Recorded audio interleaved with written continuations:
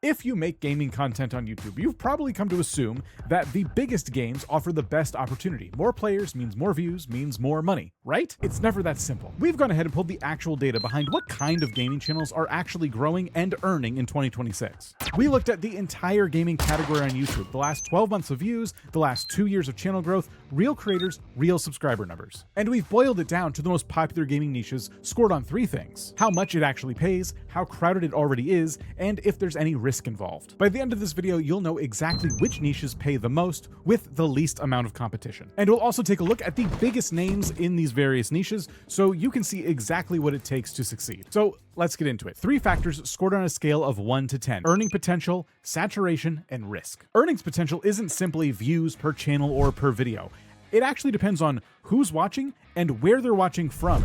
And that last one's very important because depending on where they are in the world, these numbers could vary wildly. 1,000 views from 35-year-olds in the US pays a lot more than 10,000 views from 9-year-olds watching anywhere in the world. When scoring for saturation, we didn't just look at the channels that were doing a thing within a niche, right? We looked at channels who are recently putting videos out within that niche because there's a lot of channels out there that start and then eventually stop, and they're not really your competition. And in terms of scoring risk, there's always a chance that something you do on YouTube makes it so your channel can't be monetized, or worse, the people who make the game that you're playing come after you. Getting into the niches themselves, first I want to get the biggest names in gaming out of the way because most people start their gaming journey here thinking this is where they're going to make their millions. By biggest names, I mean games like Roblox, which had the highest reward pool of anything in our entire study with 724,000 views per channel. With that number on the surface, this looks like the single biggest opportunity when it comes to making money on YouTube, but once you dig a little bit deeper, it's actually not. There is still a ceiling here, believe it or not.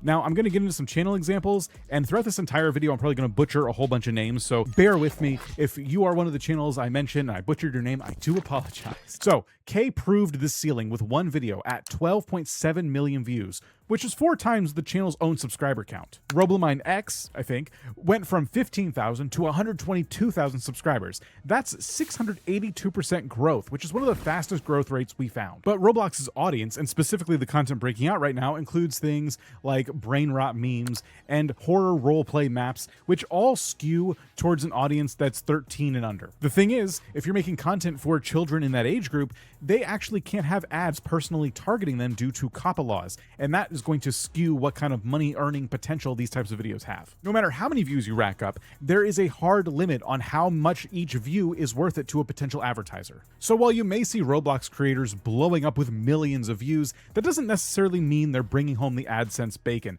and because of that, this puts Roblox pretty comfortably in the D tier. Then we have Minecraft, which is generally the same story, but also it's slightly less severe. Minecraft has a real nostalgic older audience, which makes me feel incredibly old because the game's been around for over a decade now. It also caters, of course, to a very young audience as well. This mixed audience means that Minecraft's revenue earning potential is not capped as harshly as it is with Roblox. But some of the most successful trends breaking out right now, like Minecraft roleplay or dramas, like the Noxy channel, skew just as young in exactly the same way. This channel exploded to 4.4 million subscribers in just under 2 years, but built around a younger audience's format, not to mention lots of shorts. Humply and Mortal Mindless also show the meme format side of Minecraft still works, both racking up millions of views on single meme clips. Worth a quick side note here, by the way, because it connects 2 niches at once. That same character crossover trend, taking horror IP like Poppy Playtime into Minecraft and Roblox, is its own ticket right now. Noxy's Poppy Playtime crossover hit 4.7 million views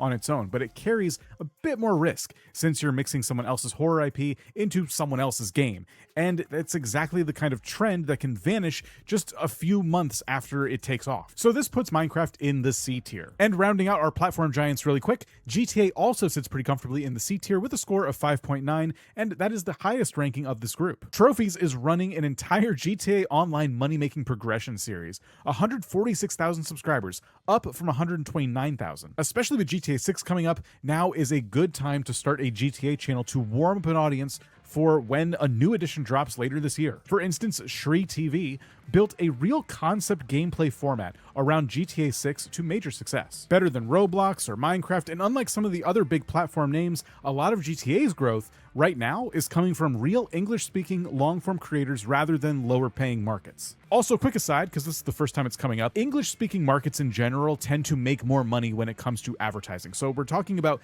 AdSense, and advertisers tend to spend more on those markets that's just kind of the way things are. Anyway, so that's the platform giants, which are some of the biggest pools that we looked at in this entire study. However, many of these games struggle because either the audience watching them can't legally be shown a targeted advertisement, or they're just simply way too saturated, which are both things you should consider when choosing your niche. Moving on to our next collection now. You knew these names were coming up: Fortnite, Nintendo, Call of Duty. Here's the thing. We went looking for dedicated, small creator, breakout stars inside each of these categories. With every single one, we kept running into the same thing. For Fortnite, you have It's Titano TV and Nalu, proving a real dedicated lane exists in the 100 to 150,000 subscriber range. Nalu's Fish Plays Fortnite video alone did almost 19 million views. Nalu also shows that with a unique spin and voice, you can stand out in one of the biggest categories on all of YouTube. So Fortnite is C tier. Nintendo, also C tier. But it's also worth noting that depending on how you're covering their content, Nintendo can enforce copyright a lot harder than most other publishers and game developers. So tread carefully here. Basically, avoid modding their games or consoles. You should be okay. Then you have Call of Duty, which, I'm sorry to say this, is going to fall into the D tier. You can grow in the space, don't get me wrong, but it is extremely saturated, declining, and on an annual release cycle. This niche runs in feast or famine cycles every few months, rather than a game with a steady evergreen demand. That wraps up the massive game franchises, but now let's look at a completely different style of channel: the skill economy. Everything in this group is built around one thing: somebody getting good at something and then showing you exactly how to do it. Speedrunning being one of the best niches you can get into for a multitude of reasons. Since this niche requires actual skill and practice, most people won't even take a stab at it, which means the competition is pretty low. And the reason this audience is so valuable to advertisers is because they are mostly Western and they buy things. This is a gaming audience advertisers will pay good money to reach. Elastic proves this at scale: 96,000 subscribers, up from 60,000 since June of last year. A multi-game creator, and one video, a speedrun through Animal Hospital, did over 1 million views on a channel that size. Almost nobody is fighting you for this space. This niche actually delivers, and it is in the A tier. And this next niche is also worth investing in because platinum hunting is a huge YouTube meta right now. It works because it's not really about just platinum hunting. Going for platinum usually means playing through everything a game has to offer, not just beating like the main story. Usually this comes in the form of beating every side quest, collecting every collectible item, stuff like that. So the video ends up doubling as like a full recap, and it can also be valuable for retro titles and longer titles that people generally don't finish all the way through themselves. You get the gameplay, the summary, the commentary along the way, and a verdict once the trophy actually pops. That structure naturally runs long, and long is what's being rewarded right now in this format. Let's look at Sammy Platinums. They have 124,000 subscribers, which is up from 58,000 in 6 months, and their Cookie Clicker Platinum video alone did almost 4 million views. Bandy, which spun up in July last year, is already at 34,000 subscribers from platinuming games from popular animation shows, with videos like "I platinumed every SpongeBob game." In 2026, the Let's Play isn't dead, it's just kind of been replaced by long-form achievement and platinum hunting videos. And this niche is sitting comfortably in the S tier. I would say this one is the best because it has a good high barrier to entry. It's still hard to do, but it's not as difficult as speedrunning. It's kind of right in the middle. Anyone could do this if they really set their mind to it. That's what I believe. Next up, let's talk about guides and tutorials. There's good view potential here. There's just one caveat, and that's that the channels we found that are really successful in this space right now are using mostly shorts, which means the earning potential can be kind of low. Golden Splasher picked up 25 million views on a single How to Beat Impossible Minecraft video, sitting at just 116,000 subscribers. This is search intent traffic. Somebody typed a problem into YouTube and your video popped up answering their question. And unlike almost anything we've talked about in this list so far, this strategy has really strong long tail potential. It'll continue to earn you views well after the game has since had its big shining moment in the spotlight. But in 2026, most guide and tutorial viewers are getting their answers from short form content or, unfortunately, even AI search queries. And that means that this content is going to have less earning potential than some of the other stuff we talked about, and it's also in the C tier as a result. Cozy and sim games are actually one of the smallest categories that we measured, with just 13,000 channels. Not many creators are focused on making this kind of content. Cozy games are just having a real moment right now, and it's hard not to see why. Stardew Valley, Animal Crossing, Disney Dreamlight Valley, A Little to the Left, no combat, no fail states, no urgency. The appeal is oddly satisfying in the same way that watching someone organize a drawer is oddly satisfying. We're talking slow, low-stakes tasks that let your brain relax rather than react. Crossing Casey built an entire channel around curious little Animal Crossing questions. How villagers spend their day. How fast can you find every gyroid? And because of this, they're sitting at almost 47,000 subscribers. Binoska, I think, does slow farm tours and decorating videos in Stardew Valley and has almost 45,000 subscribers. This audience happens to skew older and it has more female than male viewers within it. Ultimately, this genre is built around an audience that wants to just slow down and relax. There's a lower ceiling than speedrunning for sure, but there's also much lower competition, making it so that the cozy gaming audience is trapped. They have nowhere else to go, they just have you, which means the cozy gaming niche is in the B tier. Next, I want to talk about documentaries and retrospectives, and you may already know the channel I'm going to bring up here, Summoning Salt. 2.1 million subscribers, telling the history of speedrun world records like it's prestige television.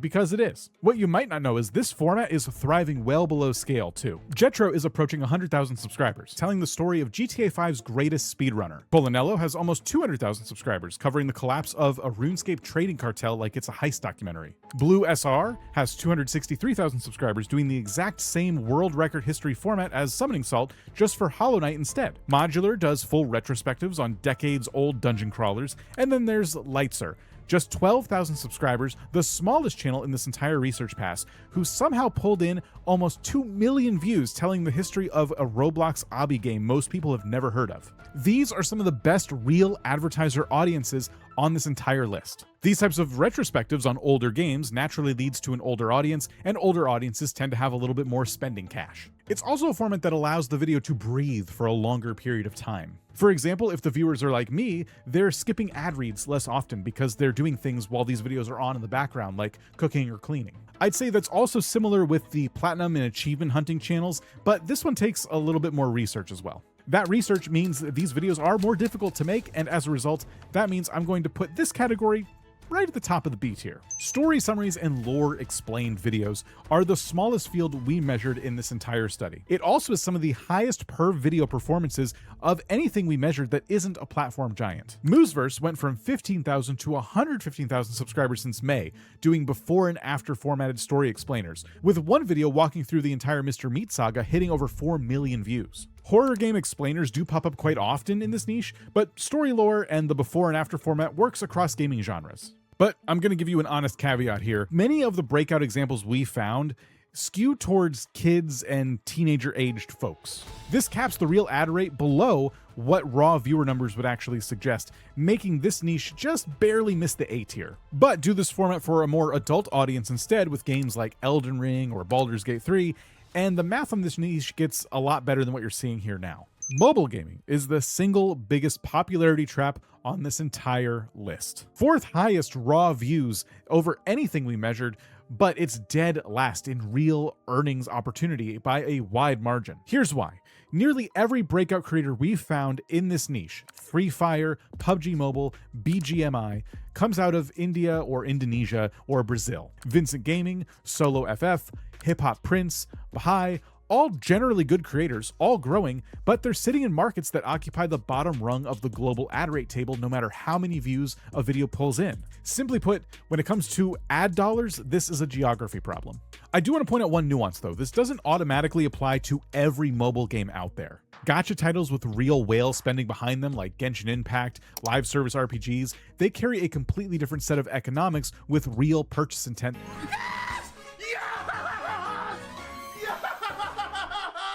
We just didn't happen to find many breakout creators living in the gacha lane right now, which could mean it's unexplored, not that it doesn't exist. All that being said, mobile gaming is in the D tier. So here's the full recap. Platinum hunting, S tier. Speedrunning, A tier. The only niches that cleared the bar cleanly on every single factor. Cozy sim, documentaries, and story summaries all sit in the B tier, and they all happen to share pretty much the same traits. They have small audiences who are often adults and often have disposable incomes behind them. Then you have Roblox and Minecraft, which are lower tiers despite having the two biggest reward pools that we measured in the entire study, because the audience watching them can't legally be shown a personalized ad. Then Fortnite, Nintendo, Call of Duty, and the big esports names also sit in those lower tiers as well. Since these niches are just so saturated, it's not the ideal starting point for building a channel from scratch in 2026 if your goals are to, of course, make a whole bunch of money. If you take nothing else away from this video, there is a pattern that emerged when looking at everything we looked at today.